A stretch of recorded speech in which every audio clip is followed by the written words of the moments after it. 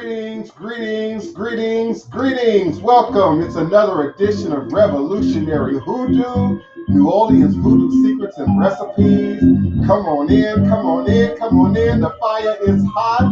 The water is a-boiling. It's time to put something into this pot. Come on in. Welcome. Greetings and salutations. All is a blessing. Area code 845-277-9143. 845-277-9143. Press that number 1 when you're ready with your question, comment, or request. Now come on into the power lunch. Revolutionary Hoodoo, New Orleans Voodoo Secrets and Recipes. Today is red and white and green. Come on in. Come on in. Welcome. Greetings, beloved. All is a blessing. Yes, all is a blessing.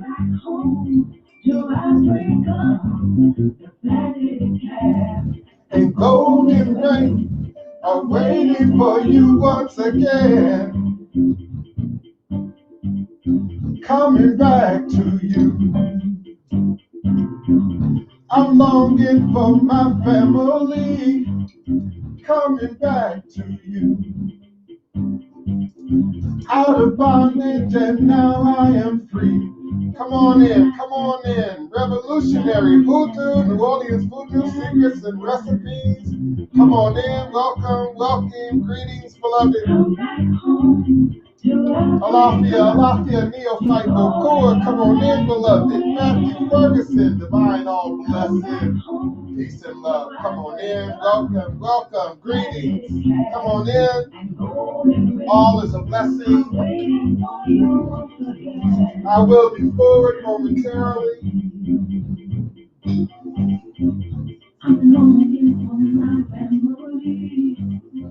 Coming back to you. Out of bondage and now I am free. Da da da da da da da da.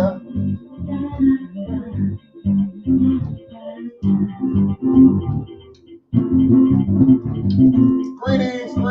Welcome. Come on in. Welcome. Come on in. All is a blessing. I am here for you in this season. Come on in. Welcome. Come on in. Welcome. Greetings, Blog Talk Radio. Thank you so much for your continued love and support. Thank you so much, Facebook, Periscope, Twitter, Instagram. Thank you so much. All is a blessing.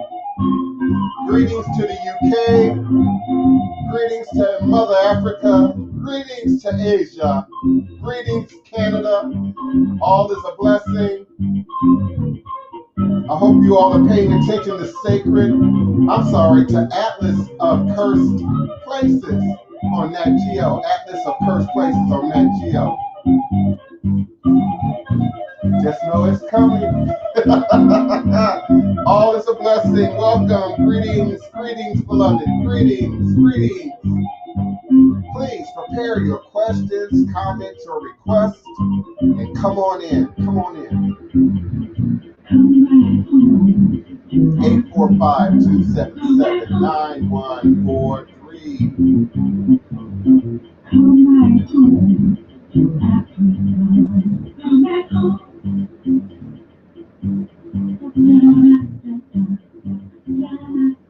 Aquaba, Ketu, Baboni, Jumbo, Paleo. Come on in, welcome.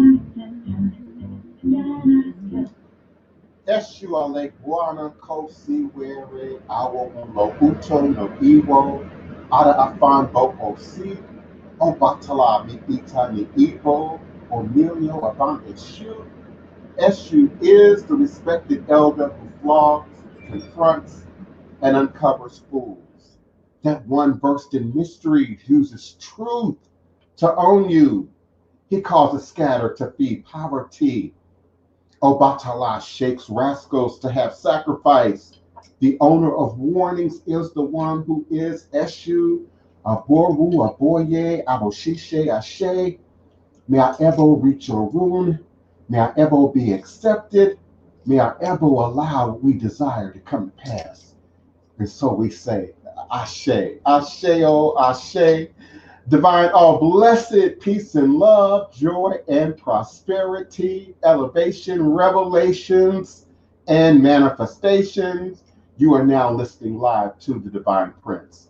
You are sitting live with the Divine Prince. You are viewing live and chatting live with the Divine Prince, Pan-African spiritualist, practitioner, author, and advisor, Elagun Oloye Hoodoo Obeya Bokur, sharing with you in all things spiritual, mystical, metaphysical, cosmic, evolutionary, revolutionary, healing, and holistic from a Pan-African Hoodoo world spiritualist perspective. Understanding that all is truly and indeed a blessing. You see how I take that breath before I go into that? Understanding that all is truly and indeed a blessing. If you can just see beyond the veils, for it is all just an illusion and a test in one of the greatest divine mysteries of this life cycle. This is my constant prayer, my mantra, affirmation, reverberation, reiteration, and it is my ever-living reality. It is crucial to the very foundation of my understanding, my being, my walk, my works, my journey along this divine, all blessed life path and journey. It is how I, the Divine Prince, make sense out of all that we're challenged with here in our daily existence on Mother Father Earth. And it is my personal place of power and understanding. The place from where I begin, the place from where I realize and crystallize all my endeavors, all my magic, understanding that I and I alone create and co-create my divine destiny, and I alone create and co-create my divine all blessed reality. And so it is. So it is. So it is.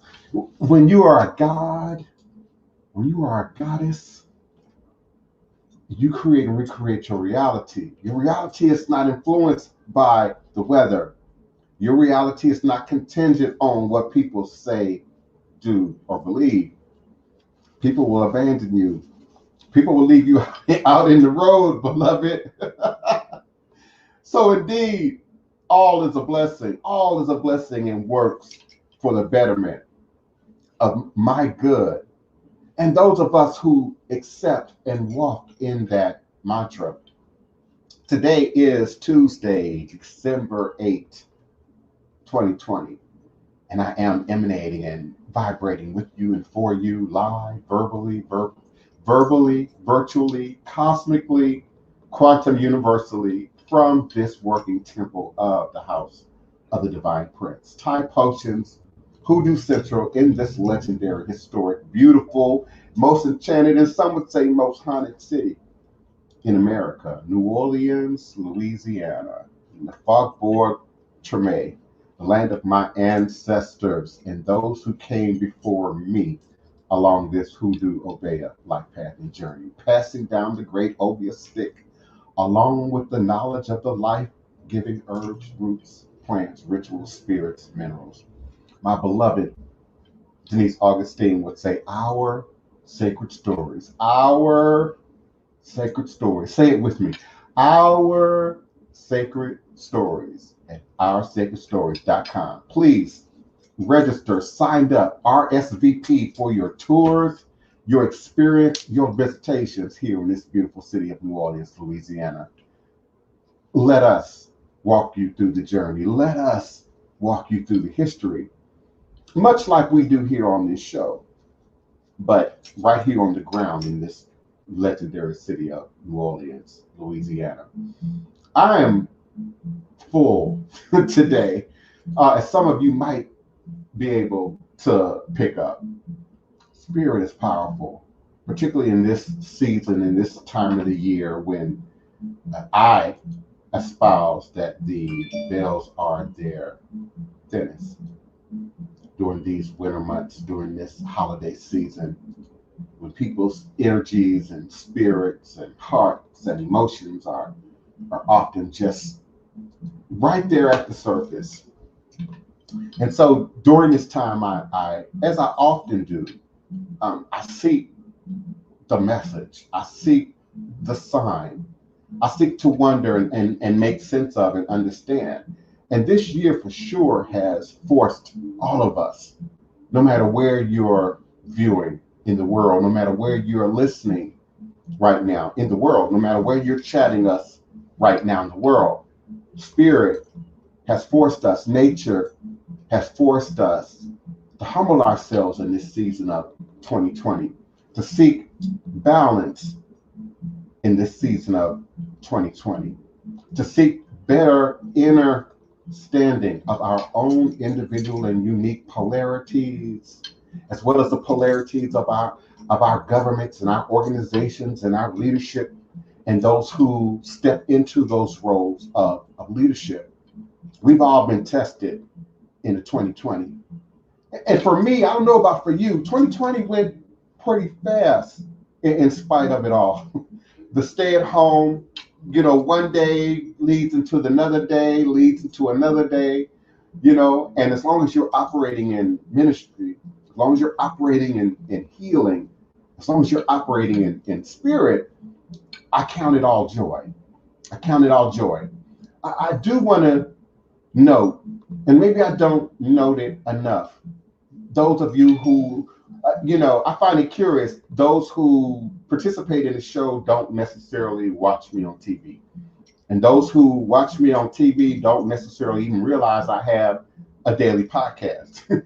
and those who interact with me on Twitter don't necessarily see anything that's going on in Facebook or WordPress or some other format. So I'm often reminded of what I need to say more often, what I need to say frequently. Please, please, beloved, please, particularly right now in this season of Corona, in this season of the holidays, in this reawakening of Holiday South and of Hollywood South and the filming schedule that I often keep up, do not drive long distances, do not cross town, do not catch a bus, a bike, a train, a taxi, a Uber to my house without having communicated with me, without having established an appointment with me. It's so inconvenient for both me and you. It's so inconvenient. It's also so unprofessional. In the moment when I'm just stepping out with a cup of coffee and to get some air, and I might not even have all my teeth in, and have people just show up and expect me to be able to receive you in that moment. It's just, I can't. It's just not even realistic. And particularly right now, I am grateful for PBS Monstrum. I am grateful for the Travel Channel. I am absolutely humbled and grateful for Nat Geo Asia, Nat Geo Africa, Nat Geo UK, Nat Geo TV. I'm humbled. But beloved, please send me an email. I used to do that every day, and I thought maybe it was becoming monotonous. Send your questions, comments, and requests by email to Divine Prince at houseofthedivineprince.com. And I'll be more than happy to schedule you to accommodate you. And if it helps, understand, urgent care request, ritual request, last minute request requires so much more from both of us. So pre-plan, prepare, speak up before you show up. Because I might have to say, beloved, I can't see you right now. I might have to say, beloved, I can't even talk to you right now. So sometimes I step out to catch a breath, and I'm in the middle of a ritual. I'm in the middle of a ceremony. I'm in the middle of a reading. I'm in the middle of broadcasting somewhere in the world. So it makes it, seem rude if I say, listen, I can't talk to you, I gotta go. Then you would say I wasn't a nice guy, right? So please, please, please visit my website at www.houseofthedivineprince. Send your email, questions, comments, and requests to divineprince@houseofthedivineprince.com. Greetings, beloved. Kevin Turner, greetings. Stefan Cheo Senior, greetings. Shosani Coleman, greetings to all of my new listeners and participants and potential co-hosts. And of course, my consistent regular community, Shamafia, greetings, beloved. Guinevere Reed, welcome to another edition of Revolutionary Hoodoo. S. Marie, Tangerine Bliss, Matthew Ferguson, Neophyte Bakur. Neophyte, you've been kind of ghosting on us here lately. What's going on with you, brother? Is it your equipment or is it your schedule? I'm used to you holding down the microphone with me to some degree here in this space. So I welcome all of you. And let me say, it's humbling. It's humbling through any season, through any weather, through any holiday, those of you who find your way here to this space. Even if I'm not here, even if I have to jet out in the middle of a show, you all still continue to support and show up. And I'm grateful for that. There is a narrative that we're all familiar with that continues to be repeated, regurgitated, recopied, and pasted, and particularly today in the internet environment, social media environment, where many of us are being reminded and introduced to many books, authors, contextual works, literary works that speak to our culture, our tradition, our practice. Some of us are seeking that information out. I know every day I seek to look deeper into a specific cultural practice, a specific ethnic group, a specific language, to further my own universal knowledge of Pan-African studies, particularly as it relates to spirituality and religion. And so there's still yet that continuing narrative that somehow we had no language, we had no gods, we had no understanding, we had no spiritual practices or context from which we grew up out of the cotton fields of Alabama and Mississippi and the Carolinas and Louisiana. And 50 years ago, 100 years ago, that narrative was accepted, widely accepted. And there was not a whole lot of information to counter that belief, that misunderstanding about who we are as people. I ask you again, is your great-great-grandmother, is she a bastard? Is your great-great-grandfather, is he a bastard? And are those who came before you, are they bastard children? Because many would suggest that you Black witches among the sound of my voice, you people of color among the sound of my voice who have a history and a lineage that passes through the Middle Passage that leads you here to this America, south of our southernmost border, that you have no past, that you have no God other than just us, that you have no belief system other than that given to you by the master. It gets stuck in my craw every time I see someone repeat the narrative that without Haiti, that without the Haitian Revolution, that without wealthy, slave-owning, upper-class Haitian Creoles, that somehow they came here and gifted us awareness of voodoo. Let me say that again. Do you all understand the history and the story of the Haitian Revolution? It wasn't those who were fighting for freedom who made their way to North America. It wasn't the enslaved that made their way to North America, other than by ship along in the company and possessions of their masters. It was indeed the wealthy. It was indeed the elite. It was indeed the slave-owning Haitian Creoles that made their way to Louisiana. And so somehow we're to believe, we're to accept that this group of people made their way here and voodoo was born. Voodoo was birthed within our community.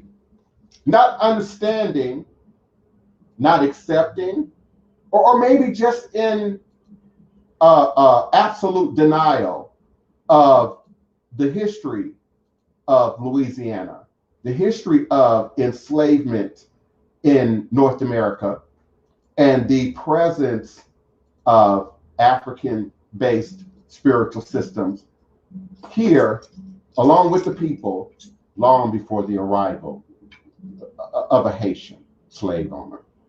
Native Americans settled what is now Louisiana at least as long as 6,000 years ago. We know this in Congo Square.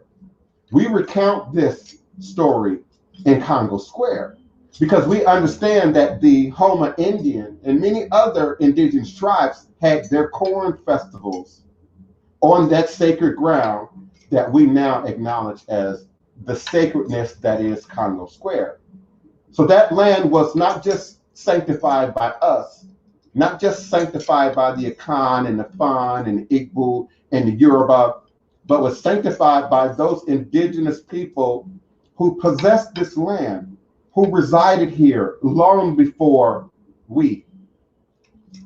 Tribes of the Mishohogan language occupy the east, central, and southeastern region. Tunican tribes live along the coast and the northeast, and tribes of the Caddoan group inhabit the north and the northwest. At the time of European arrival in the 16th century, there are more than 10,000 indigenous people living in Louisiana. By 1700, 15,000 from 6 different linguistic ethnic groups are present in the Louisiana, soon to be known Louisiana, Mississippi area. Louisiana sits above the Gulf of Mexico at the mouth of the Mississippi River, bordered by Arkansas to the very north, Mississippi to the east, and Texas to the west. Originally colonized by the French during the 18th century, it became U.S. territory as part of the historic Louisiana Purchase in 1803 and was admitted to the Union in 1812. Now, in 1519, Alvarez de Pendia discovers the mouth of the Mississippi. 1841, Hernando de Soto discovers the Mississippi River. 1543, July 18th, De Soto expedition survivors under the command of Luis de Moscoso become the first group of white men to travel down the Mississippi River to the Gulf of Mexico. Now we skip ahead just a little bit. Let's skip ahead to 1719.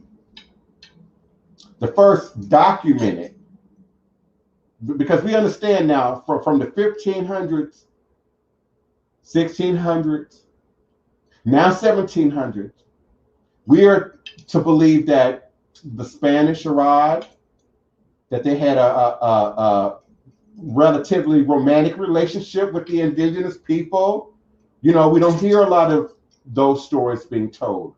We don't hear a lot of discussion, you know, about wars and rumors of war and the elimination of a people in order to possess the land. But the records state that the first large importation of black slaves, the first large importation, happened in 1719 as German families began to arrive in Louisiana. 1722, a hurricane destroys much of New Orleans. And in 1723, New Orleans becomes the capital of Louisiana, superseding Biloxi. 1724, March of 1724, the Black Code, restriction of former black slaves' freedom of movement, required them to labor, punishment of insubordinate behavior, the creation of things like the brown paper bag test and all sorts of rules and regulations and protocols to curtail and limit our movement.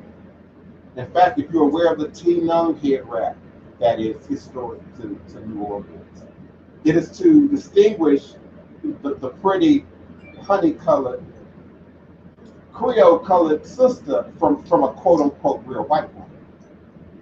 So you were not allowed to wear your hair down, wear your hair out, because it was too confusing to the oppressor. So you had to wear the head wrap. You had to wear a T-Nung. And there's no difference between Aunt Jemima's wrap and the most sophisticated Creole woman's T-Nung, other than resources, availability of money and fabric, and your ability to creatively and dramatically display your wealth and your culture and your character on your head. But we know, those of us who understand and who read and study the history, we know that 1724 is a long way off from the Haitian Revolution. And so the idea that hoodoo, conjure, root work, wasn't even in the conversation before the Haitian Revolution is just ridiculous, people. It doesn't even make any sense. You would have to indeed be zombie. You would indeed have had to have your soul and your memory and your ability to count removed from you. Removed from you if we are to accept this narrative. And the evidence, the archaeological evidence keeps surmounting, keeps showing up of the footprint of ATR, African-based traditional religious spiritual systems, from the Mississippi Delta on through to the Gullah Geechee Sea Islands in the Carolinas and in the northern Georgia regions. We hear talk and discussion and romanticism of Marie Laveau. And Marie Laveau is a very controversial conversation in the city of New Orleans still. For those of you who don't live here, aren't active in the spiritual community, may not be aware to what degree who Marie Laveau is, Marie Laveau's story, and her connection to voodoo is a contentious conversation here locally. And not just her descendants or her family members, but of course, preachers, ministers, spiritualists, book writers, and authors, and those who would otherwise, again, seek to diminish the power of the enslaved African, the enslaved Black man and woman here in this land. And so we are still today, I see you, Neophyte Bokur. Thank you for joining us, beloved. We are still today seeking empowerment, seeking truth, seeking how to gather the skills of freedom and resistance and liberation from sources outside of ourselves. Many of you are just hearing the story of Dr. John. Not Dr. John, the musician, Dr. John Montanet, the father of New Orleans voodoo. the Loa of drummers and root doctors in Louisiana, the patron to male and female root workers and voodoo practitioners here in New Orleans. One of the few authors that I'm aware of that even speaks to our culture in any direct way is Denise Alvarado. And yes, I'm still asking, have you read that book, The Magic of Marie Laveau? And if so, where am I in that book? Not you, Neophyte Bocour, because I already know you know where I am in the book. But for all of the others among the sound of my voice who got excited when I posted her book in my social media stream, I ask you, tell me, where am I in that book? And it's important, not only to me, but it should be important to you because it speaks to exactly what I'm doing right now.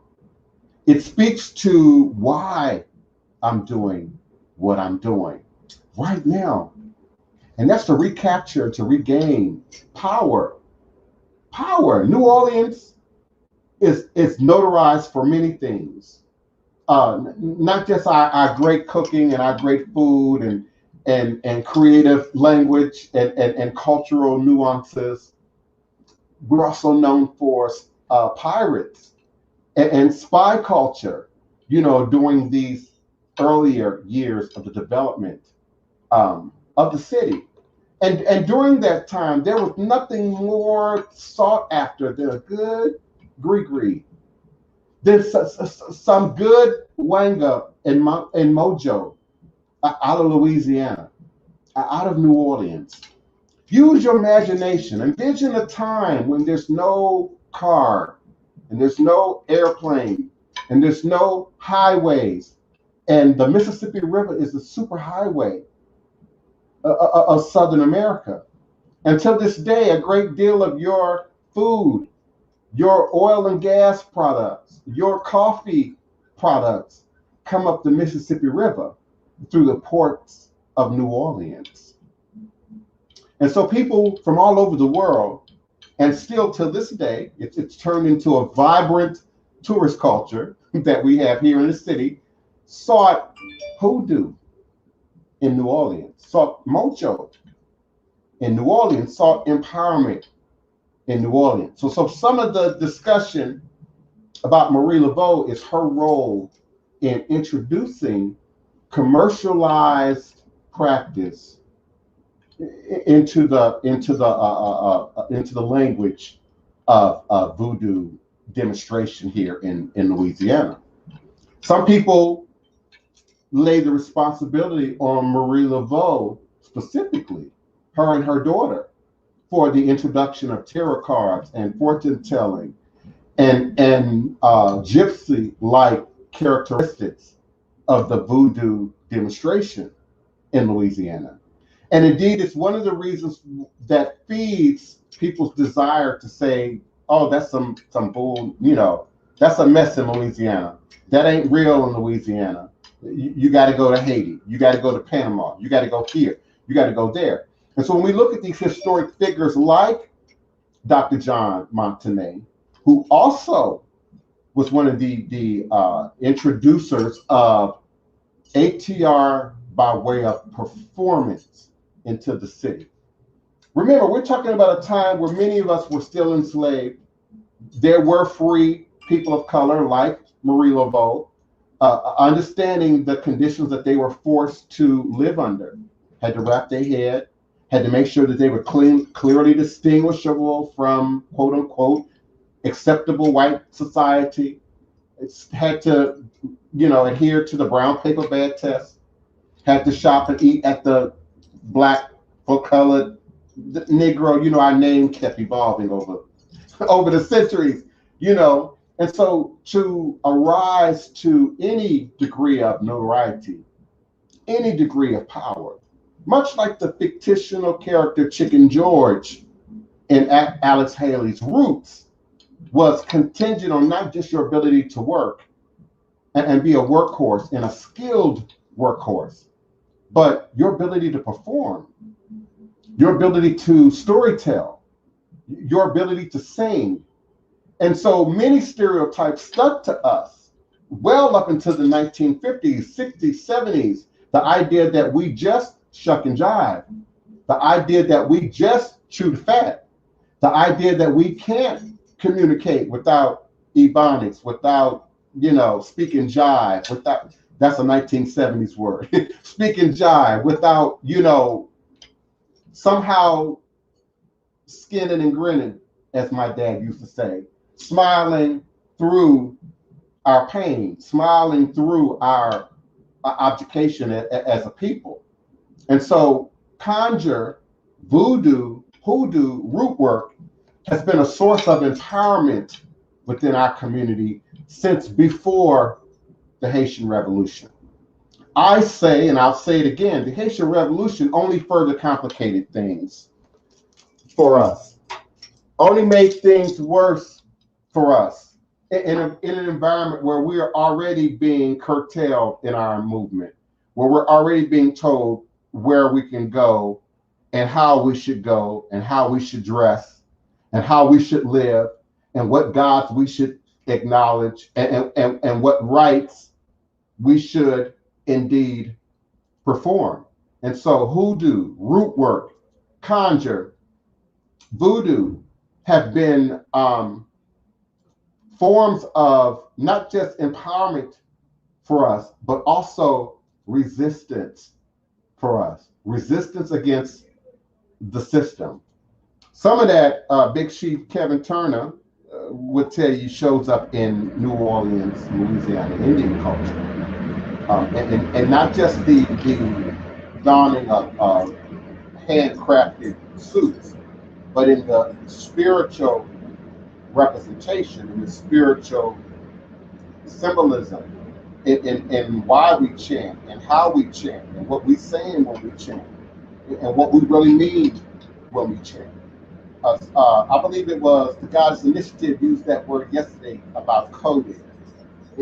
Coded language, hymns coded, Negro spirituals coded, behavior and how we wear a particular wrap, coded, all coded language to, on the one hand, mask our own self-awareness, but also appear to be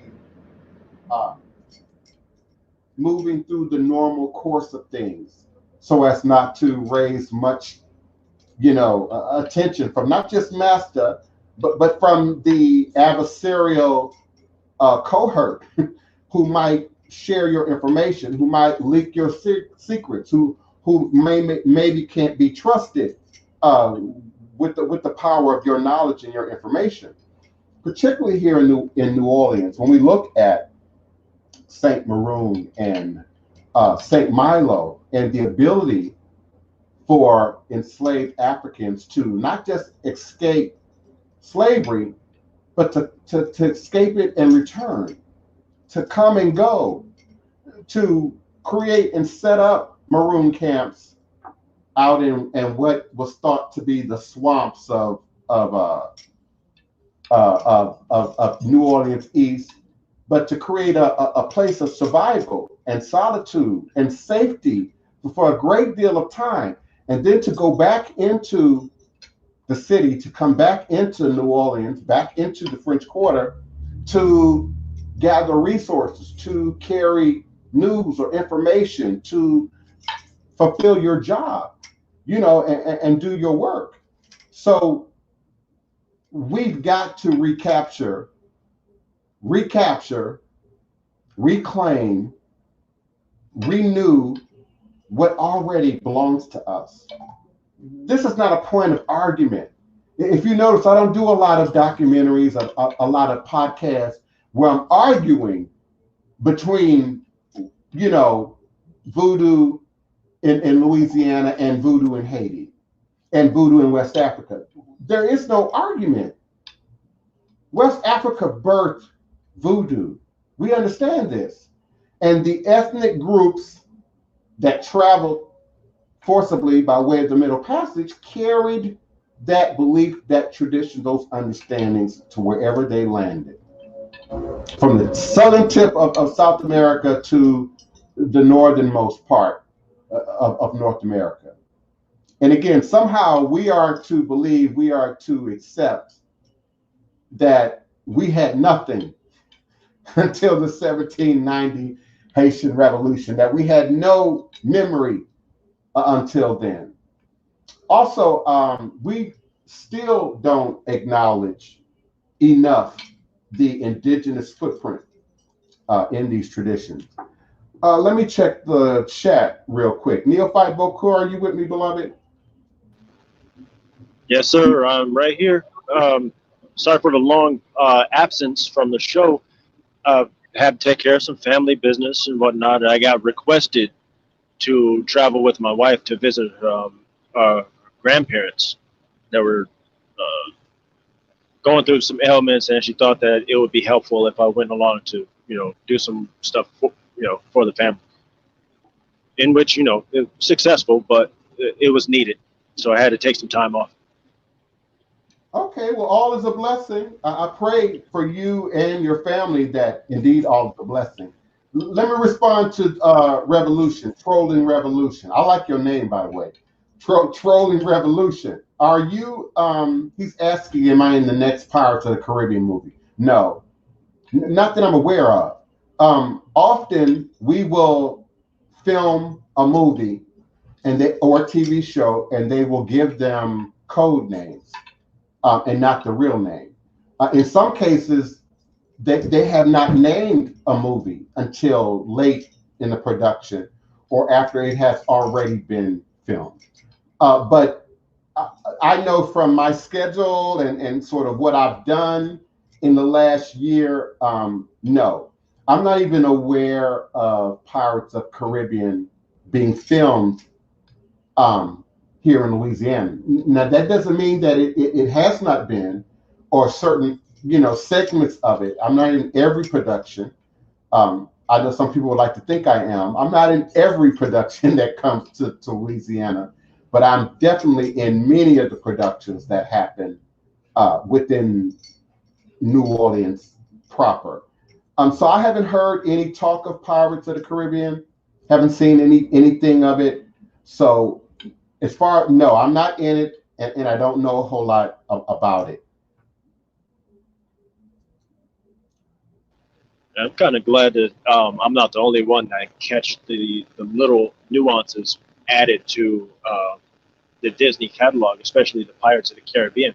There's a lot of mythology tied in with the voodoo in some of the rituals performed in Pirates of the Caribbean. I thought that was really fascinating. Well, the Goddess, I don't know if you were listening yesterday, but the Goddess Initiative made a real strong point about that, about coding and the presence of our sacred stories, our truths, our tradition, now sort of being masked in some of these productions. And I agree with her, relatively speaking. But I said yesterday, and I'm going to repeat it today, that I don't believe that to necessarily be an absolute truth. I think there are other energies at work. One of them, which does not work in our best interest, but we as a community are sitting out this beacon, this symbol of being needy, being hungry, being thirsty for our own truth, our own tradition, particularly when it comes to spirituality, religion, magic, folk culture, if you want to use that term, etc. My complication with that, Neophyte Bokur, and I'm sure you already know, is how much does that lend to truthfulness and the feeding of the framework of truthfulness around voodoo and ATR culture. I looked at Lovecraft Country, the whole thing, the whole season. In fact, I've looked at it twice now. I looked at it over the weekend, and I watched it again yesterday, going into the night.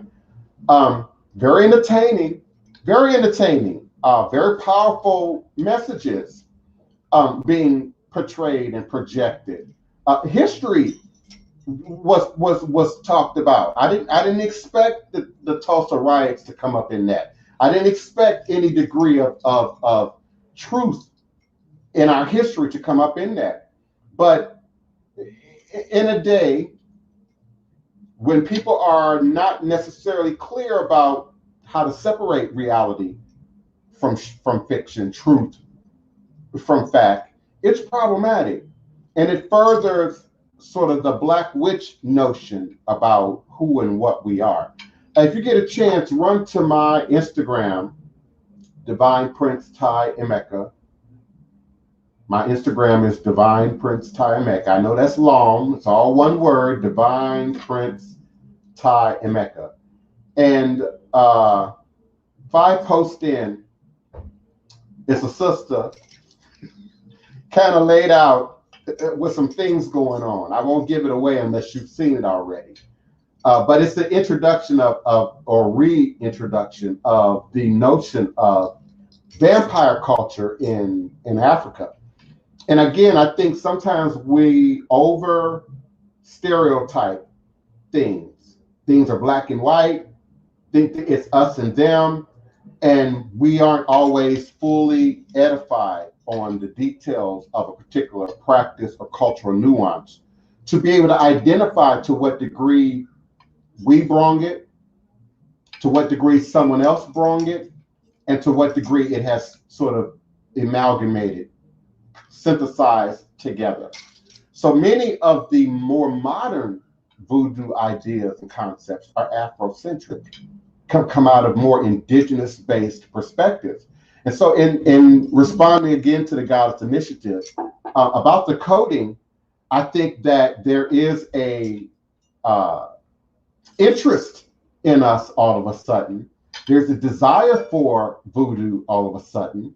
And not just in entertainment. Again, I'm grateful to PBS. I'm grateful to the Travel Channel. I'm grateful, to Nat Geo and History Channel. Absolutely. And we are seeing more truthful, documentary-oriented tellings of our story. But I ask again, how popular is that? How viral is that? You'd much rather see lightning come out of my eyes and fire come out of my mouth, like a good Nollywood movie, like a good Gollywood movie, than to really know and understand that we have access to a power greater than ourselves. We have access to a power greater than enslavement. We have access to a power greater than Trump. We have access to a power greater than any system that we might find ourselves forced to live within or coming up against. If we would just ignite that, just turn that on. I'm working with a powerful team of filmmakers, black male filmmakers in the state of Georgia. The Horn Brothers, Horne, the Horn Brothers. Google them. We don't want to just put out, more foolishness. We don't want to just produce more, really good ghost stories and entertainment and spooky horror-like stuff. But I would like to see, and I'm grateful to be in a position to influence more truthful depictions and representations of what HTR really is and how it works. Denise and I were on our daily voodoo ritual walk, and we were discussing just the notion that truth is just so much more entertaining than fiction. Truth is just so much more real, than fiction. How we have gotten to this place in Western society that it's got to be somehow synthesized, synthetic, plastic, man-made. Man can always do better than nature. We know where that thought process comes from. I'm just throwing out a hypothetical question there. Am I missing questions? Let's see. Yes, D.D. Heyman. Absolutely, beloved. All is a blessing. Zen Chodi.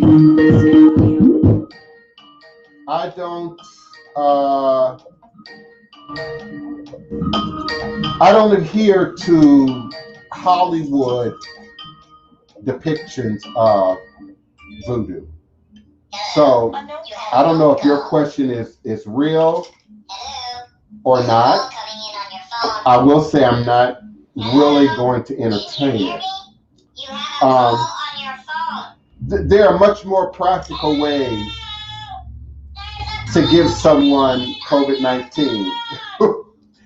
Just a little but why would you want to? So I don't know if you are our friendly interloper or if you're just trying to be comical. I don't know, Zen. You might be one of my TV producer friends who likes to throw out stuff like that. Dee Dee Harmon, you're throwing out some powerful words, and is that me? Are you transcribing what I'm saying? Yes, ma'am. Yes. Yeah, I mean, this is, I welcome imagination to Guys Initiative. That's a question that I would expect from elementary school. So if I could actually see Zen, and Zen was 10, 12, I might have entertained that. But in an audience full of adults, that question doesn't even make sense. And not just the voodoo doll part, the whole COVID-19 part don't make sense. Yeah, that's not a legitimate question. Listen, you can give somebody COVID-19 with a washcloth if we really want to talk about giving people COVID-19, but who would? I mean, why? Come on now. That's like deciding you want to give people herpes, deciding you want to pass on HIV. All of those should be criminalized, and in some states they are criminalized. So it's not a legitimate question. Yeah, it's not a legitimate question. Guinevere Reed. Yes, thank you so much. Great. Listen, I try to give information. I try to give truth. I try to give the history. It's not always well received. Sometimes I'm judged for it from both sides of the fence, if you will. I do what the ancestors call me to do. I do what is within the confines of my destiny. Staying within the balance and the equilibrium of your destiny is really what Fa, Afa, Ifa practice is really all about. Any of these ethnic groups that utilize the Fa divination, the 16 palm nut system, the 16 cowrie shell system are steeped in a better understanding of balance. That's why it said, we don't necessarily, have good or bad, evil or good necessarily in ATR-based systems. Because in nature, there's a seeking of balance. We don't see the hungry lion devouring the gazelle as a necessary evil or as a, something wicked. We see it as a continuation of the cycle of nature, if you will. And it's why I have such an issue with the humanizing of pets and animals that we've done in Western society. In the long term, hate hurts many of these animals and also continues to harm nature and the environment. Okay, yeah. All right. Forgive me for my Facebook stream. It's probably, I don't know what that problem is. Your question ain't legit. And it's not that it can't be answered. I said I would not. I didn't say I couldn't answer it. I said I would not. And if you were listening, Zen, if you were listening, I answered your question. Your question could have been answered without voodoo. If that's really something you want to do, your question could have been answered without voodoo. And I answered it. Now, if my answer was too far above your intellectual understanding, that's that's a whole nother arena. And I can't help you there. See, my third eye aware, my conscious aware, even the wise visitor right now understands what I'm doing with you. I'm not stooping. I'm not bowing down. I'm not about to get on your level of things. I understand because you aren't on my level of things. And that was demonstrated in that question. No one comes to this room to ask how we use voodoo to harm people. No one. And I discussed that in previous shows over the years. People that want me to harm babies, children, spouses, frenemies, disruptive interlopers to my show. I use my power, my knowledge, my wisdom for real things. And there are certain things you can't give in a public format because people like you will hurt yourself and other people. Let's pray you don't get the COVID trying to give somebody else the COVID. How about that? Let's pray you don't get the COVID, Zen, trying to give somebody else the COVID. Okay? Okay. I'm glad I have my mic on mute for that one. Yeah, I hear you, the Goddess Initiative. Her comment on coding in movies and TV wasn't specific to ATR, but on how most music, TV, movies are coded with messages that pertain to occultism, alchemy, metaphysics, aliens, ancestors, etc. And again, I agree. I just don't always think that it's necessarily about. When I hear coding, I think there's some higher knowledge that's being leaked or being shared. So I'm just offering that it's also just based in curiosity. I can remember, because I'm a little bit older than some of my audience, we went into a dead zone for TV. We came out of a decade and a time in a season of great television. And then all of a sudden, somewhere in the early 90s, maybe the late 80s, after Dynasty, after In Living Color was taken off TV, we sort of went into a dark season. And everything was the same. Everything was copied and regurgitated and mimicked out, And so now, with the intervention of the internet, these writers and creators and producers have an opportunity to sit back and watch us, and sit back and listen to us, sit back and observe our demonstration. Okay, Zen. And from that, they gain an awareness of what people want. And it ends up,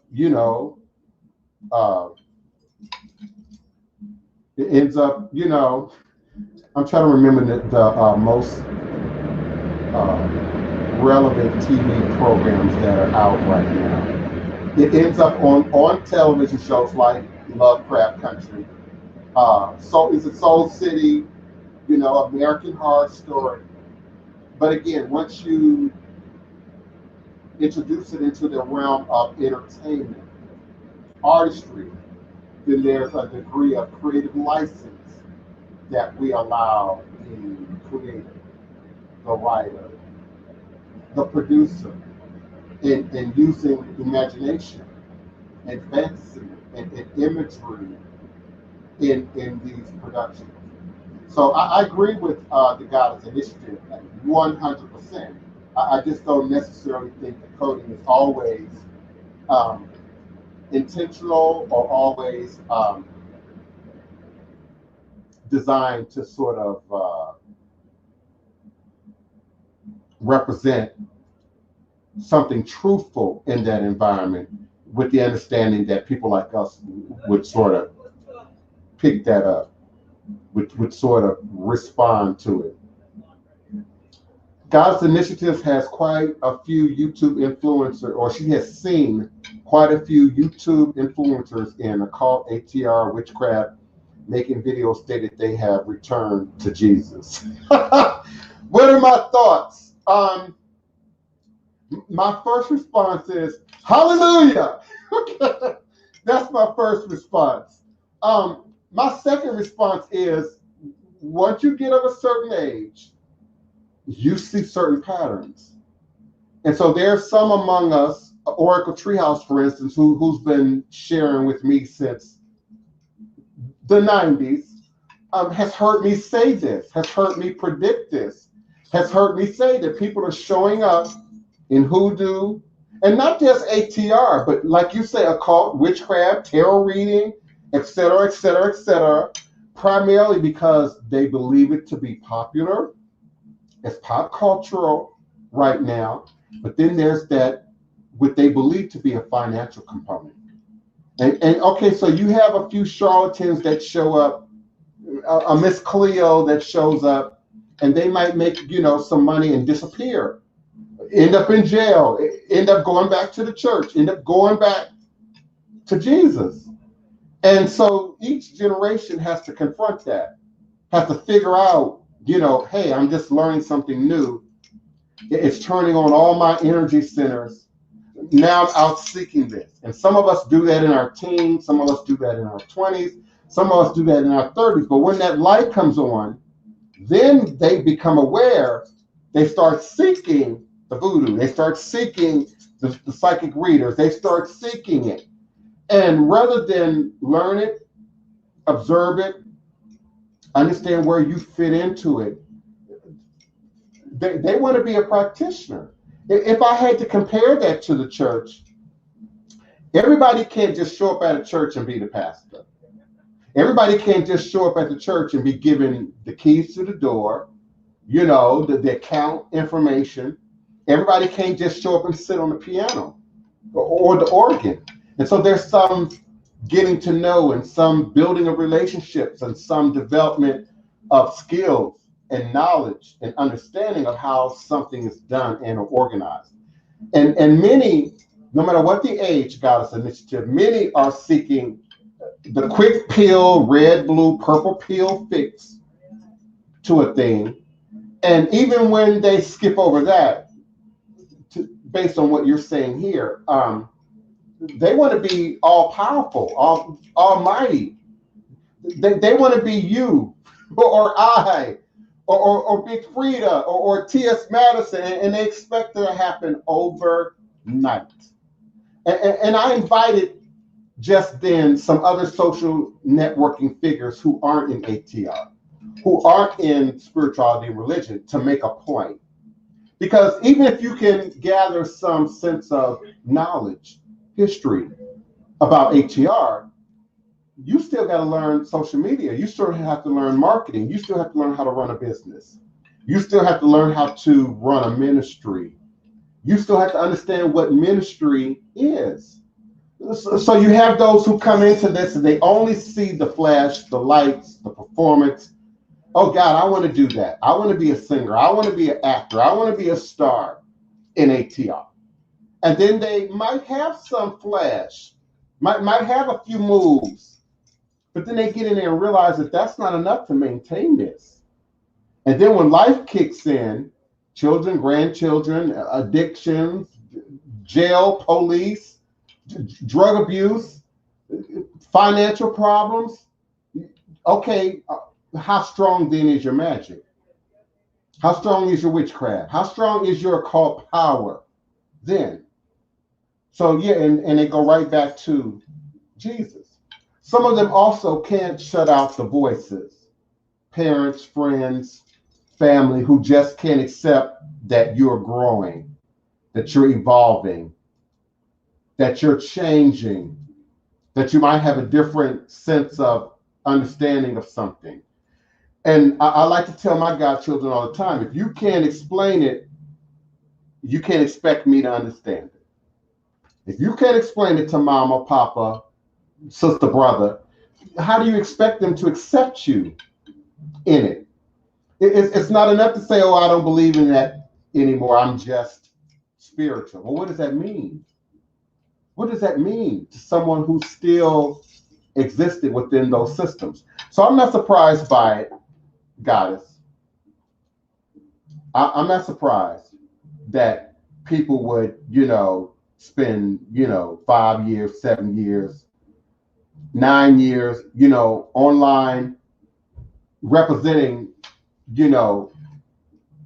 themselves as being ingratiated in the practice, only to return to.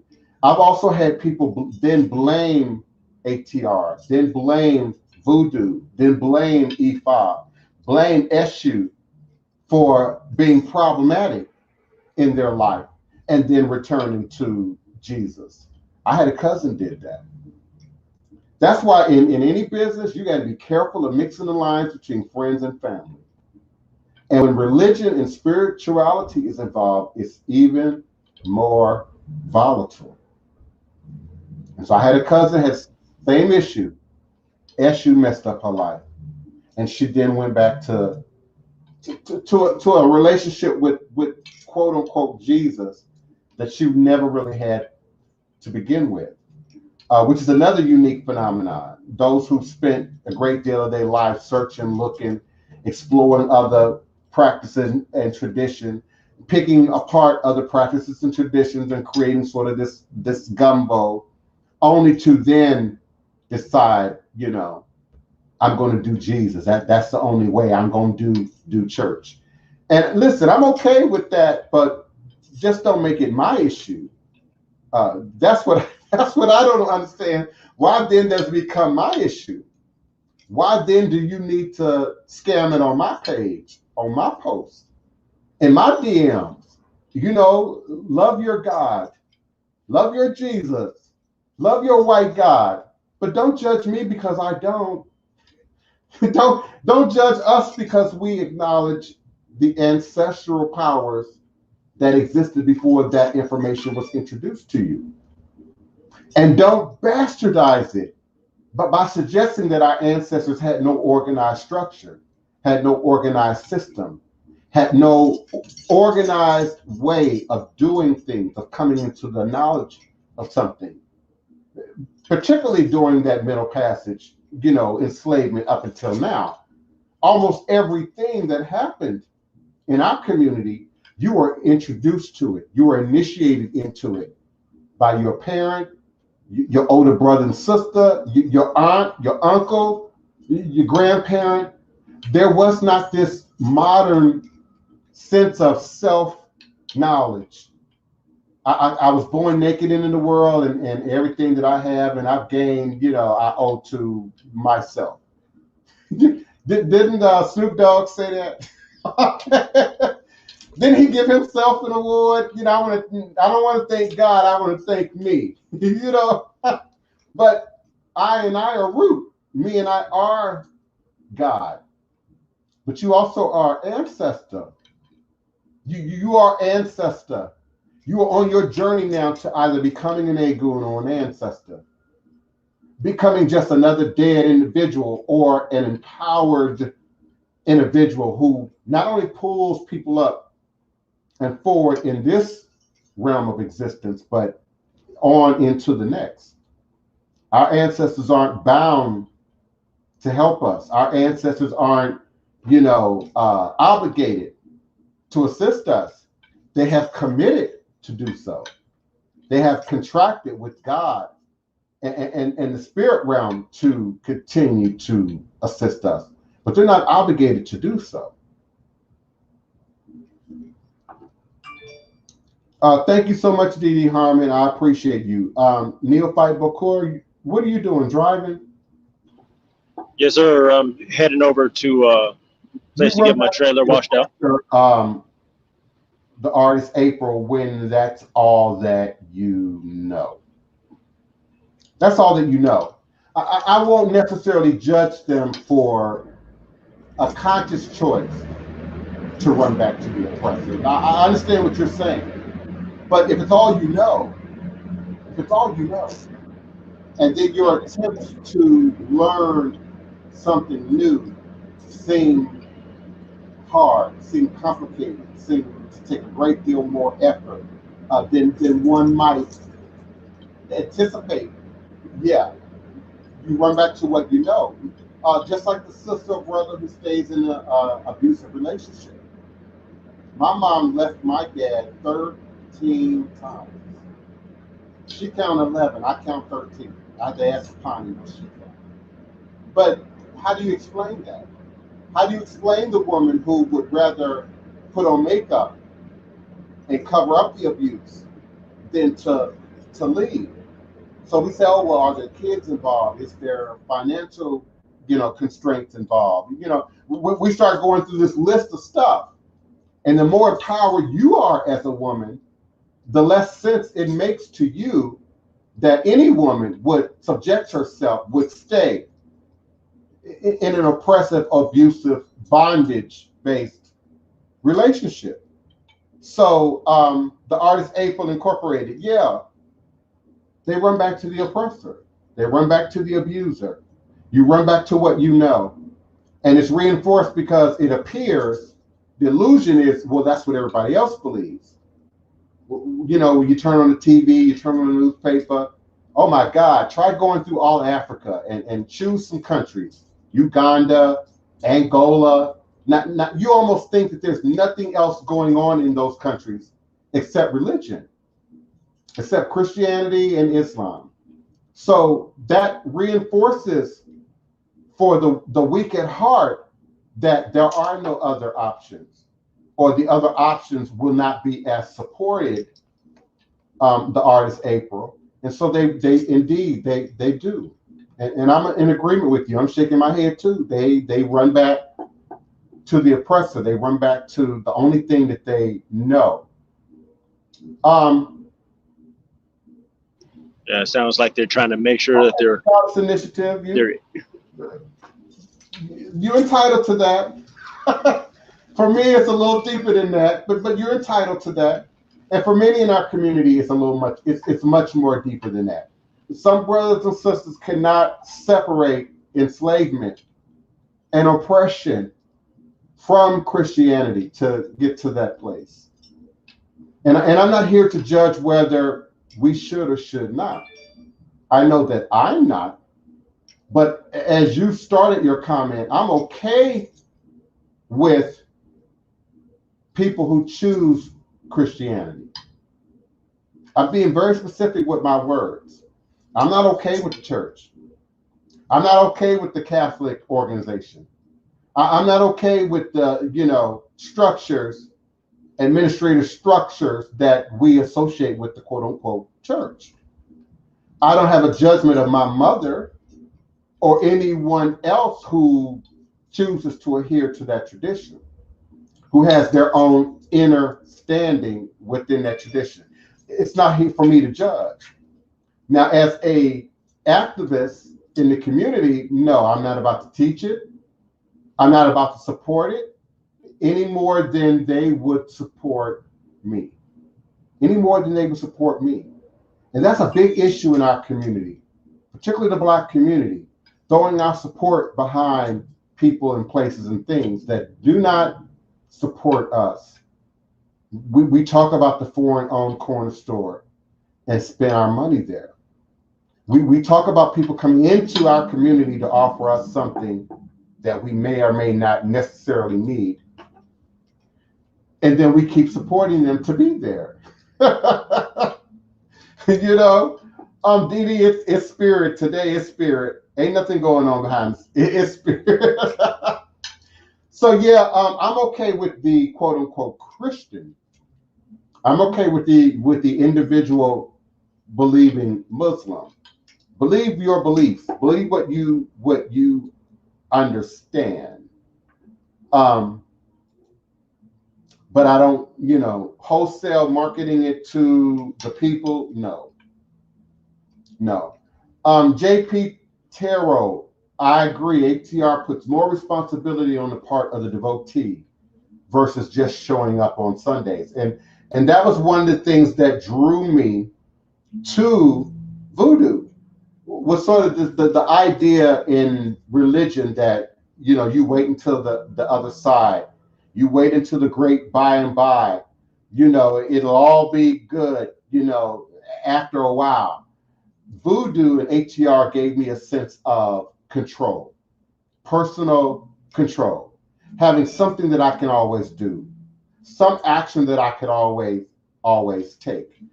So I agree with you in that. I really do. So a lot of questions Yes, coming in the today. artist April, this is the time. And there are many people both in this group, in this chat right now, or under the sound of my voice, who are doing ancestral work and divination right now. It's the biggest service that I'm offering right now. In fact, readings to some degree have decreased just a little bit, and ancestral work and divination has taken off. People indeed want that ancestral connection. And I don't know what it is about, or if it is the pandemic, or if it is the idea of family and support and isolation and all the energy that has stirred up in us. But wow, my ancestral room is full. And I kind of want to laugh because we have a godchild. I don't think she's in the room yet. Beloved Arisha. And her husband, Chef Bougie. Oh my goodness. I hope she's not going to be mad at me for saying, but she got a shrine like she feeding the village. Okay. Sister is working her ancestral shrine like she feeding the village. And I'm humbled by that. I'm humbled by that. And what people would say is a time of pandemic and challenge and trouble. Many of us are finding joy and solace and balance and peace and renewal, through ancestral work and divination. Those who are now more inclined to build up self-employment, autonomy, going into business for themselves, moving forward on your music career, your writing career, your book authoring career, your dancing career, moving forward on those things. Not because we necessarily have more money or more resources, but for many of us, we have now more time and more space to sort of move and operate in. So absolutely, the artist April. Thank you so much for your input today. And yes, JP Terrell, absolutely, ATR requires work, not instead of goddess. It requires work along with prayer and meditation. It requires work along with projection of Ori, projection of energy, and how we direct that to create and recreate our reality. It absolutely reduces depression and other, I like how you said empowerments, entanglements, insecurity. Yes, I like that. D.D. Harmon said, we don't drag Jesus. We we just know we are the originals. We just know where the original story comes from. We just know where the original processes originate and how those processes have been now, renewed in other global world religious demonstrations. Yeah, we support things that don't support us, from the household out to the street. Some of y'all supporting that lover, that spouse that ain't holding you up, that ain't holding up your children, that ain't holding up your household, and you stick it in there. Read my mama's book, A Letter to My Sisters, by Vansel Savage, A Letter to My Sisters. Holding up stuff that don't feed us, don't support us. And we got all kind of reasons why we don't want to be different. We don't want to be considered weird. We don't want to step outside the status quo. We don't want to, be questioned because we may or may not be able to put words to the transformation that's going on. There was something I wanted to share too, by the way, before too much time gets away from me. I've talked recently and introduced to many of you the legendary Bois Coupe. Bois Coupe was not a legend. Bois Coupe, no, Bois Coupe wasn't legendary. Bois Coupe was the legend, indeed. He would be our first consciously aware human enslaved member of our family transitioned into Loa, transitioned into Orisha. So the legend of Bois Coupe, how police turned a black man into a villain to save themselves, is a new narrative on this historic story. It appeared in USA Today on October 1st, 2020, by the writer Daphne Duret or Duret. And I'm sharing it as we speak to my Twitter, The Divine Prince. Twitter.com/Divine Prince. That's one word. And in a moment, I'm going to share it to Facebook as well. Oh, come on now. What's going on with my spelling?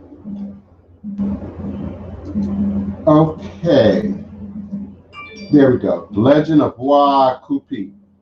And this caught my attention because clearly the author is considering not just the pandemic and our opportunity to sit down and be still and be quiet and look, but then to have the demonstration of Black Lives Matter and police brutality and violence continue, but in this season where we again had the opportunity to look and pay attention. So 2 centuries ago, the blood of one armed black man stained the swamp grass along the banks of Bayou St. John in this beautiful, enchanted city of New Orleans.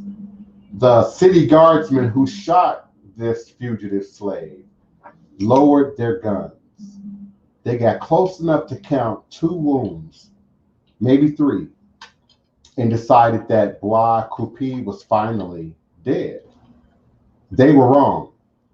Born when black bodies were the property of white men and American law enforcement had barely evolved past the night watches of Europe, the pattywollas, as we used to call them. The slave formerly known as Squire lost one of his arms more than a year before the guardsmen shot him in the bayou, again trying to make a slave attempt, seeking freedom, liberation, autonomy, and thus he received the name Bois Coupe because he lost that arm. In January 1836, another city patrolman's bullet tore through his upper right arm after Squire resisted officers' attempt to take him back to his master. A doctor amputated the limb, and Bois Coupe, Squire, renamed after the French phrase for severed arm, became one of America's first publicized cases of a police officer shooting a black man in the line of duty. Police waged a public relations war against Bois Coupe that turned him into an alleged super predator. By the time the officers shot him in the bayou in April 1837, Bois Coupe had become the most wanted bandit in their campaign to rid the city of New Orleans' outer swamps of fugitive slaves. Remember, earlier in today's show, I talked about Saint Maroon, Denise Alvarado's book. I talked about Saint Milo, the escaped slave turned Maroon leader who established a community of enslaved escaped thieves out in the swamps, said to be now Maroons here in New Orleans East. And so Bois Coupi had become a legend at this point, had become Loa and Orisha-like, superpowered at this point. And it was their attempt to rid what the city saw as its remaining fugitive slave disruptors who were existing out in the swamps. Newspapers described him as a killer and a demon, so scary that white parents warned their insolent children that Bois Coupi would come and get them in the middle of the night. The history of law enforcement in the U.S. is as scattered and varied as the development of each colony, state, and territory. One thread, however, is consistent. Even before police were police, the nation's earliest law enforcement agencies monitored, controlled, and punished Black people in every place they encountered them. This is America. Since the first organized slave patrols in 1704, police and politicians capitalized on fear, turning Black men such as Bois Coupi into villains, and acting as civilized society's only protection against them. What we see today is not what I would call a parallel to what happened during slavery, but an evolution of the structure of racism that is at the foundation of policing, said DeLacy Davis, New Jersey-based founder of the activist group Black Cops Against Police Brutality. This is a system that was never designed to protect or serve Black people. The idea that enslaved Black people would overthrow a system that kept them in bondage was a constant fear of white colonial America, especially in places where enslaved people outnumbered their masters. The angst festered after each of the more than 300 instances in which slaves either organized or executed a revolt from the arrival of the first Africans in 1619 to the start of the Civil War. Revolts near New Orleans in 1729 and 1811 fueled fears, as did the successful Haitian Revolution at the turn of the 19th century that sent droves of French planters to the city of New Orleans. Those who feared the revolution, those who feared the voodoo, came to New Orleans, okay? So they didn't bring it to us, okay? They just complicated it for us. New Orleans government leaders had two responses to the revolution. First, they temporarily prohibited any Black person, enslaved or free, to immigrate to the city. Then in 1805, they gave every city police officer a gun. They hoped an armed city guard would make citizens feel safer. They were wrong. Residents complained to city leaders and journalists about police so much that a newspaper article in 1829 suggested a grand jury should convene to consider whether to declare the city police a public nuisance. They were lazy and often nowhere to be found when New Orleanians were victims of crimes, other articles said. When they were around, they were rude, and some officers inherited from Louisiana's time under French rule did not speak English. Of what use under heaven are they?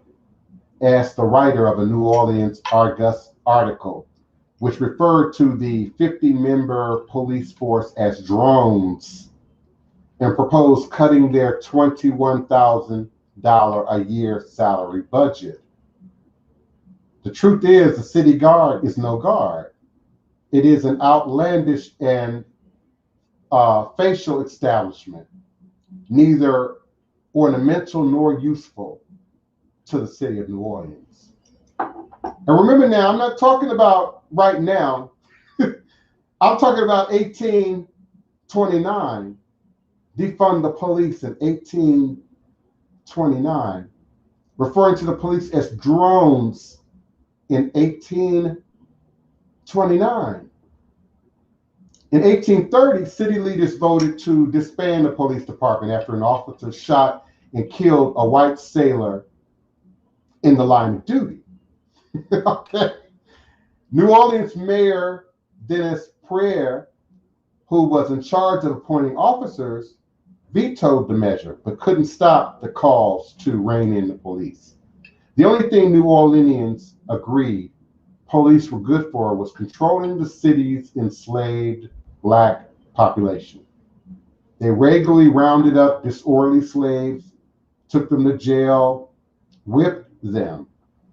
So Bois Coupé was the creation of the Black boogeyman.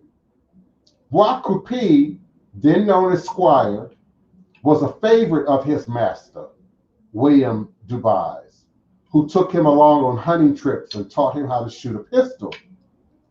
Dubois occasionally hired Squire out to other plantations, and Squire stopped coming back right away, taking days at a time to visit friends in the cypress swamps outside the city. As far as we know, Squire might have had a wife. We weren't allowed to marry them. Squire might have had a girlfriend, might have had children. We don't know that because that information would not have been important enough to be recorded back then. So we just know him to disappear, according to the master. We just know that he escaped routine, according to the master, William Dubois. But we also know from the narrative of St. Milo, as I stated earlier to the show, that this was a common practice during the time of enslavement that we weren't taught. On one of these occasions that Dubois hired out Squire in August 1835, city records show the police found Squire away from Dubois' plantation and arrested him for jeu dans la rue, or playing in the street. It was shortly after police returned him to Dubois that year that he left his master for the last time. According to University of California, Berkeley professor Brian Wagner, a New Orleans native who released a book about the legend of Bois Coupé in 2019, Squire moved into the swamps to live with a band of fugitive slaves, mixed race people, and Native Americans, only to be discovered by police a year later. In the struggle to catch him, officers fired at Squire and shattered his right arm. A doctor amputated it at the hospital from which he escaped before police could return him to his master. Days after Bois Coupé's escape, the city council coincidentally voted to strip police of their guns. Prier was livid. As he tried to convince city leaders to change their minds, Wagner said the mayor fell back on the one thing people agreed the police knew how to do: control Black bodies. Prier could have used any number of reasons to argue that the guards should be armed. New Orleans was a wild riverfront town back then, Wagner said, and New Orleans citizens themselves were authorized to carry guns, and still are, legally. But the argument that Prier used was slavery. His argument was a popular one. In 1704, listen, we're still almost a whole century before Haitian Revolution. In 1704, leaders in the rural areas outside Charleston, South Carolina, had established the nation's first organized police agency, created for the unique and specific purpose of monitoring slaves. They called themselves what they were: slave patrols. Their primary purpose, much like their predecessors from the Caribbean, was to make sure that the growing enslaved population stayed in its place. They enforced slave codes and intricate sets of laws also adapted from the Caribbean colonies. Codes varied by colony, but in most cases, enslaved people could not earn money, own goods, learn to read, wear nice clothes, or leave their master's plantations without a pass. In Bois Coupe, Prieur found a perfect foil for his slavery argument. Less than 2 months after Bois Coupe's hospital escape in 1836, city guardsmen found the dead body of a white man in New Orleans Bayou Cochon. Forgive me if I ain't pronouncing that right, locals. Bayou Cochon. Prieur named Bois Coupe as the prime suspect. Over the next year, police implicated him in the murders of at least 5 white people, including a white woman who police said was held for days before her killer strung her up by one arm to a tree and shot her. Historians have found no evidence that Bois Coupe killed anyone. Police blamed Bois Coupe for dozens of robberies and other crimes and painted him as one of the worst outlaws the city had ever known, according to Wagner. Evidence shows the swamp crew did rob a few stagecoaches and burglarize stores and taverns. But even that only happens after he's branded as an outlaw. And there's already a manhunt for him, according to Wagner. It added to Bois Coupe's infamy, his status as a voodoo, as a loa, as an orisha, that he didn't exactly die when the 2 city guardsmen left him for dead in Bayou St. John, on the land that today is now New Orleans City Park. The posse they sent to collect his body the next morning found only a trail of blood leading into the water. Rumors began to spread in the city that Bois Coupe was somehow impervious to bullets. In contemporaneous writings and recorded oracle histories, people referred to Bois Coupe as a great villain with the superhuman ability to flatten bullets with his chest and ricochet them off his body back towards the men who hunted him. These descriptions align with the treatment of Black people's bodies during the slave trade, where they were deemed subhuman and at the same time having superhuman strength. Authorities wrote that police officers on Bois Coupe's trail would suddenly disappear into a cloud of mist, according to Wagner's book, The Life and Legend of Bois Coupe. Wagner said Louis Armand Giraud, a journalist who ran a New Orleans school for boys in 1840, described Bois Coupe in a short story as fireproof. Everyone understood, moreover, never to look Bois Coupe directly in the eyes, as his gaze could hypnotize you and turn you into stone, Wagner quoted from Giraud's story. The origins of policing date back to ancient Egypt and spread across the civilized world in many forms. Police mediated disputes, supervised tax collectors, and performed other peacekeeping duties. And in most cases, they spent very little time controlling people's movements or even preventing crime. Police forces in America were uniquely shaped by slavery, which gave officers a level of power previously reserved only for the military.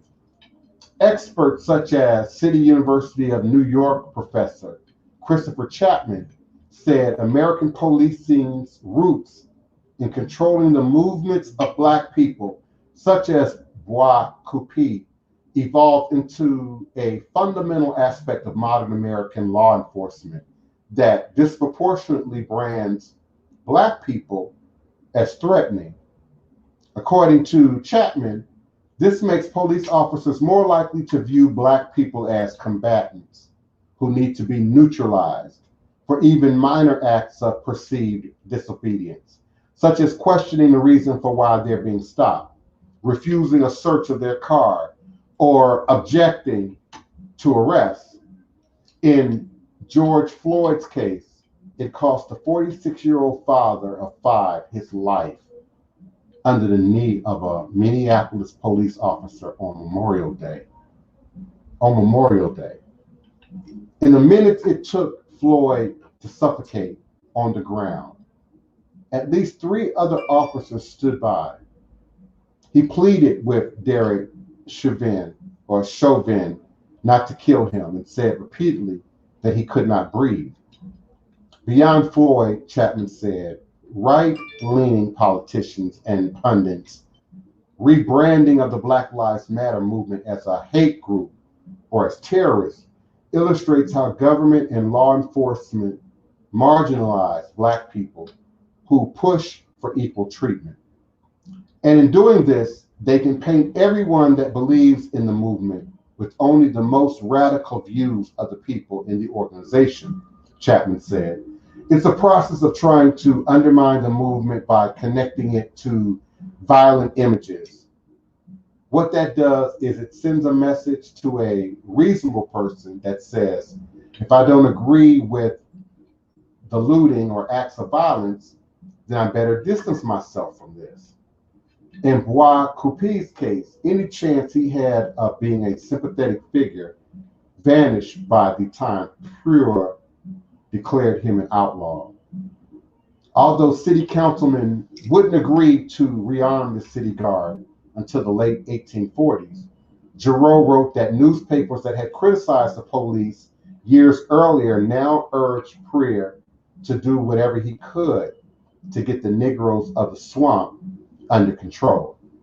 Newspapers aligned with the city guard and adopted wholesale their accounts of encounters with Bois Coupe.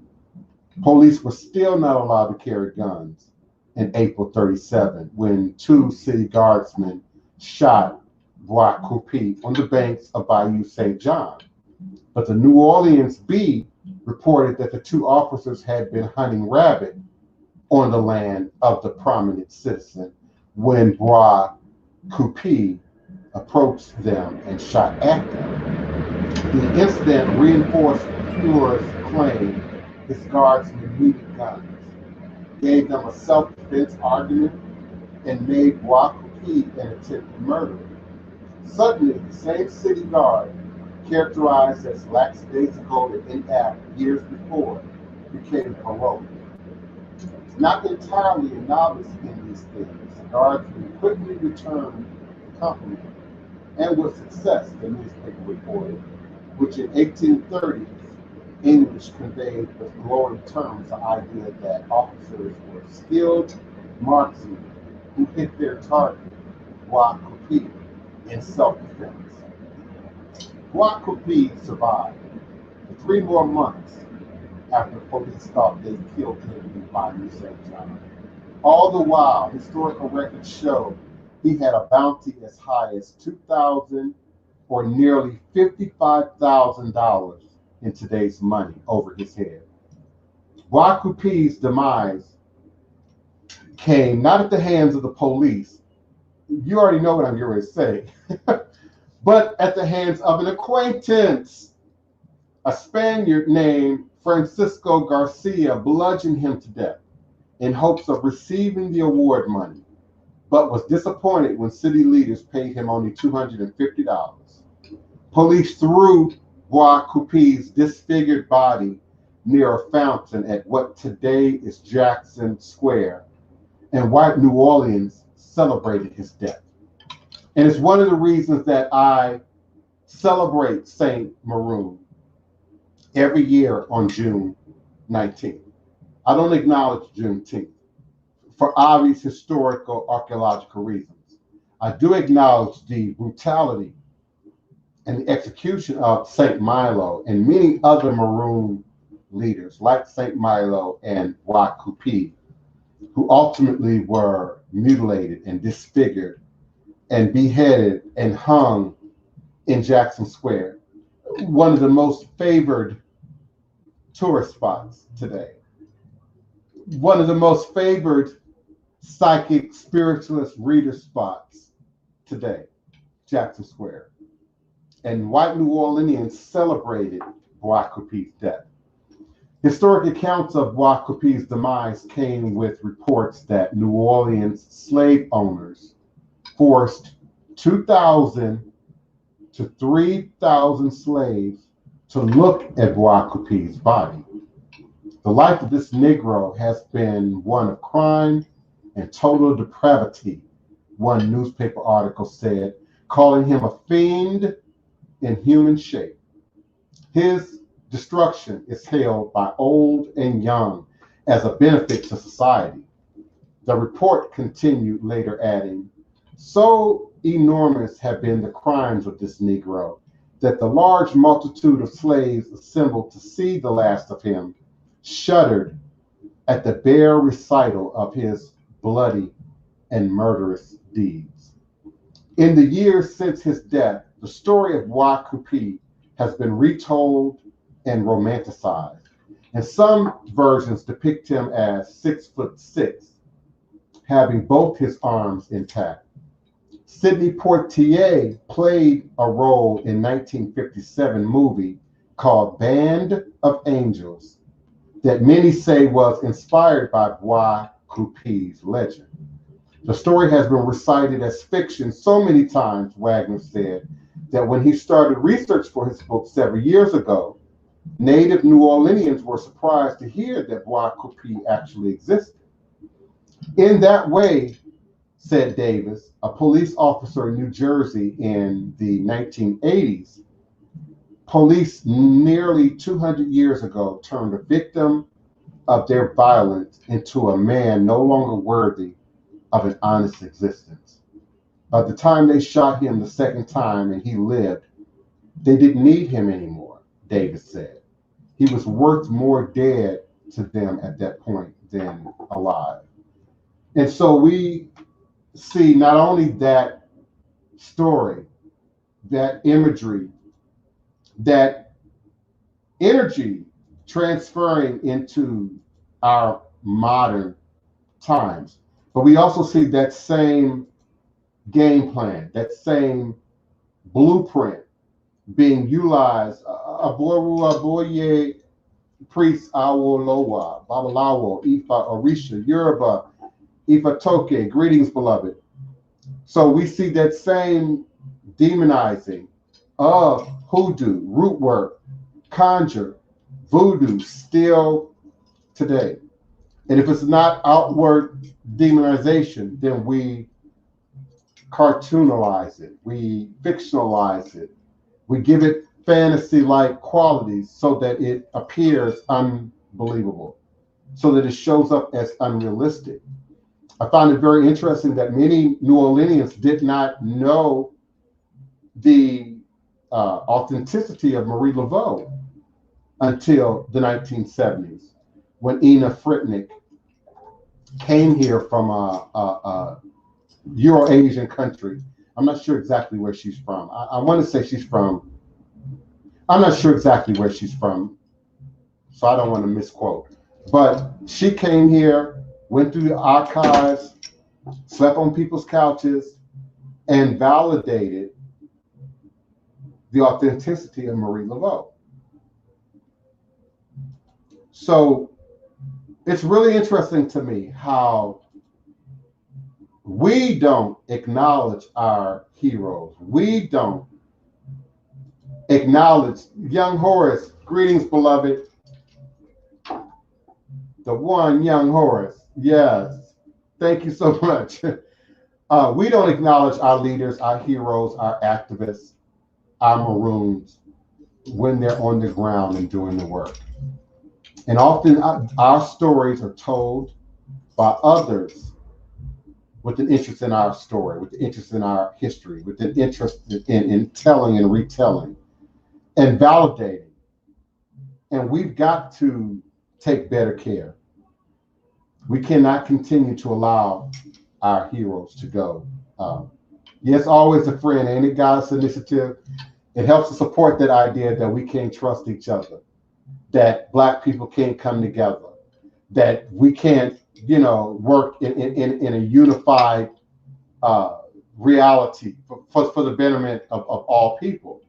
And it's an extension, again, of white supremacy and the tools of white supremacy, which still keep us divided, which still keep us isolated, which still keep us not trusting enough to come together today and do things that affect the better good of our community.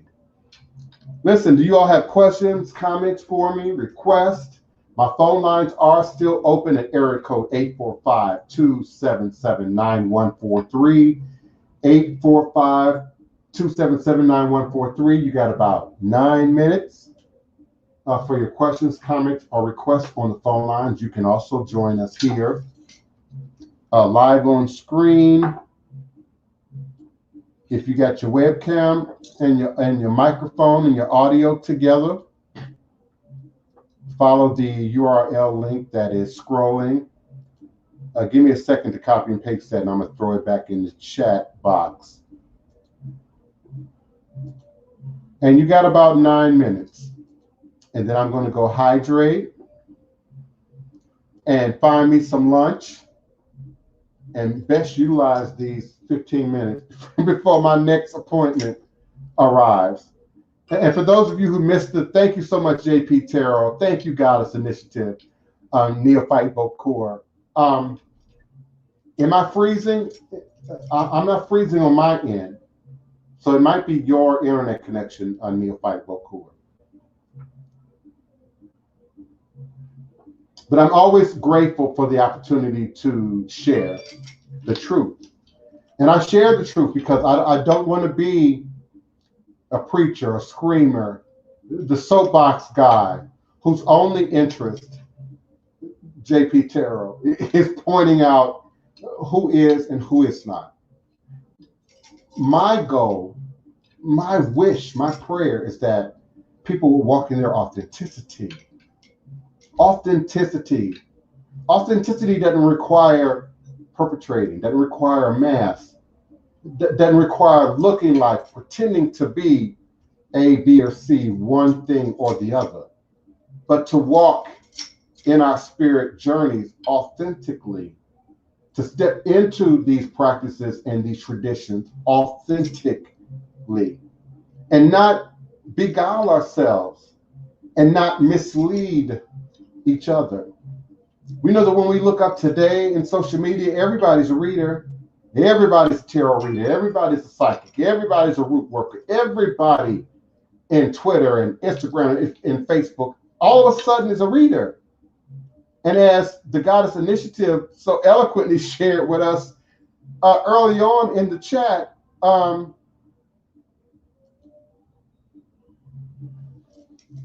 minute things don't work or they have a negative experience, they return to what they know.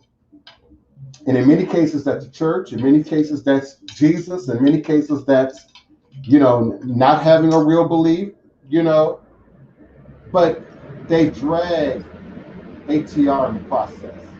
They dirty up Ifa and Santeria and Lukomi and Voodoo in the process and continue this white supremacist dialogue, which I just demonstrated goes all the way back to the 1500s, that somehow ATR is dangerous, unpredictable, rogue behavior, only for the outsider, only for the disenfranchised, and that we don't stand on the healing elements of this tradition, the empowering elements of this tradition.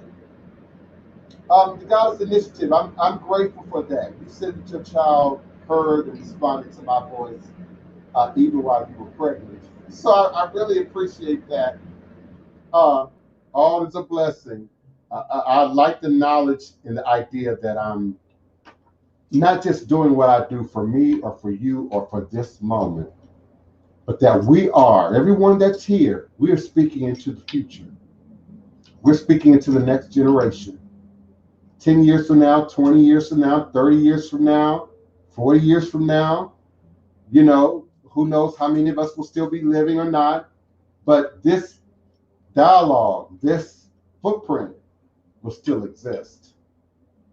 My books will still exist. Documentaries will still exist.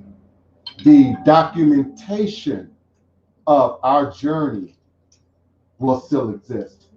And so people will know that there's another way. There's another option to just what has been forced upon us, presented to us. I certainly appreciate each and every one of you. All is truly and indeed a blessing. I look forward to connecting with you here again on tomorrow at high noon U.S. Central Standard Time for more revolutionary Hoodoo, New Orleans Voodoo secrets and recipes. Remembering that all is truly and indeed a blessing. If you can just see beyond the veils, for it's all just an illusion and a test of one of the greatest divine mysteries of this life cycle. Respect the voodoo, respect the ancestors. Asheo.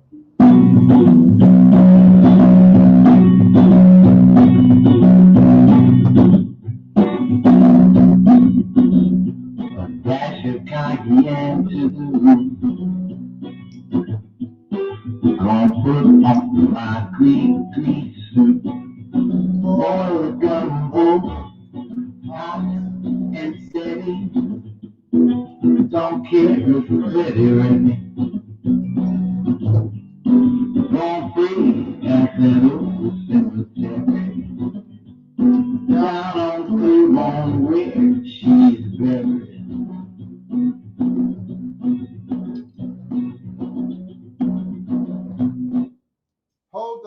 Hold up. Wait a minute. I forgot to remind y'all. Atlas of Sacred Spaces. Atlas of Sacred Spaces. Atlas, I keep saying sacred. Atlas of Cursed Places. Atlas of Cursed Places. Atlas of Cursed Places. Nat Geo TV. Nat Geo. My particular episode has not aired yet, so you still got time to catch it. But the episodes that precede my episode have been very good. Last Tuesday, the opening episode, they did the Bermuda Triangle and the secrets and the mysteries and the science of the Bermuda Triangle. I believe on tonight, they're doing Atlantis, the story of Atlantis. So continue to support Atlas of Cursed Places. Atlas of Cursed Places, hosted by Sam Sheridan on Nat Geo. Comes on Tuesday nights. All is truly and indeed a blessing. Just know it's coming. Just know it's coming. Just know it's coming. I believe my episode will air here in the U.S. because understand the Asia schedule is different. The UK schedule is different. The Nat Geo Africa schedule is 90 seconds. And so those countries may be slightly behind schedule to what we're seeing here in the U.S. So I don't want to give away too much for you. But I believe my episode, The Curse of the Bayou, airs the 22nd of December, Tuesday the 22nd.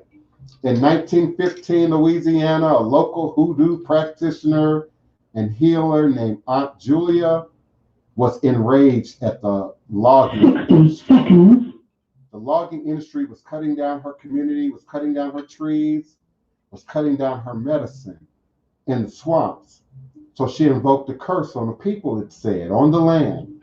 And on the day of her death, a deadly hurricane swept through the bayou, destroying 3 towns, killing most of the people living in it. The hurricane did not happen on the day of her death. The hurricane happened the day of her funeral. And a century later, locals still blame all the hardships in Louisiana on the curse of Aunt Julia Brown.